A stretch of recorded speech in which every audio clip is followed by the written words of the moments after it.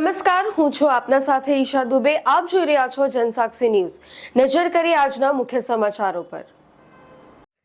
Ankleshwar notified area ઓથોરિટીએ tax બાકીદાર વિરુદ્ધ કડક વલણ અપનાવતા મંગળવારે મહત્વપૂર્ણ કાર્યવાહી કરી હતી।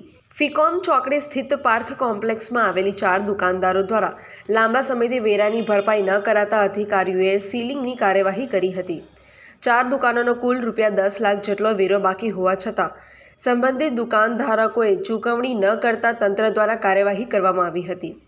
કોઈ અનિચ્છનીય બનાવ ન બને એ માટે પોલીસ કાફલો સાથે રાખવામાં આવ્યો હતો। આ અંગે નોટિફાઈડ એરિયા ઓથોરિટીના ચીફ ઓફિસર ચિંતન પટેલે જણાવ્યું હતું કે બાકી રહેલો વેરો તાત્કાલિક નહીં ભરનાર સામે કડક પગલાં લેવામાં આવશે। આથી તમામ બાકીદારોને તાકીદે વેરાની ભરપાઈ કરવા અનુરોધ કરવામાં આવ્યો છે। પિન્ટુ મોદી, જનસાક્ષી ન્યૂઝ, અંકલેશ્વર।